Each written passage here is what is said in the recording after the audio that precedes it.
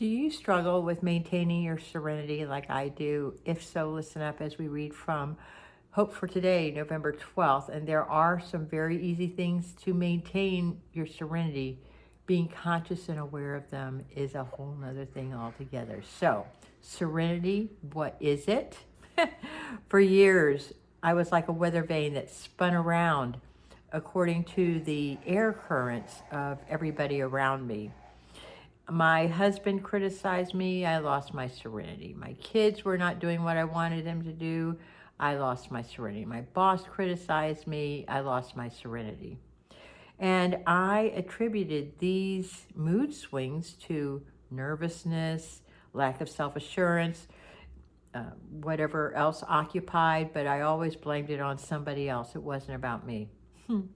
Serenity always seemed beyond my control. I was convinced I needed quietness to feel alone and serene, so I retreated to my room and napped frequently.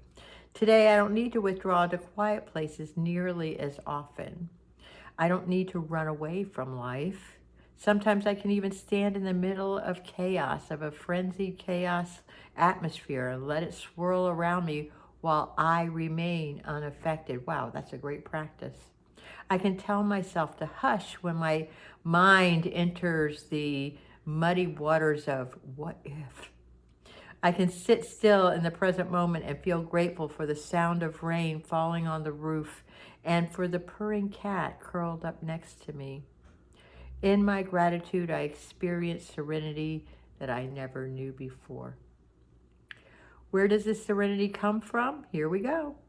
It comes from trusting that everything in my life is exactly as it should be. In other words, acceptance. I feel it when I apply a slogan such as live and let live, first things first, easy does it.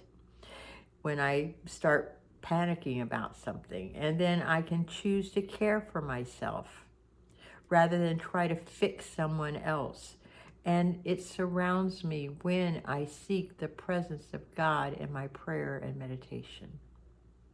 It envelops me when I walk into a room full of friends who love and respect me, who are on the journey with me, and I am not alone, and neither are you. So I don't have control over a lot of things, but my serenity is not one of them. In other words, I have power over my serenity.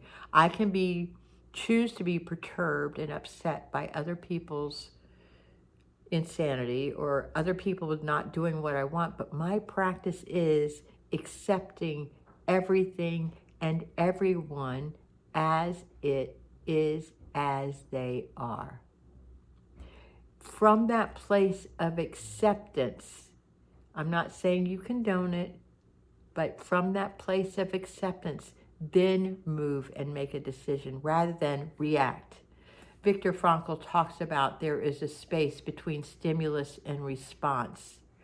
And in that stimulus and response space is where you can choose to change your way of thinking and your way of being.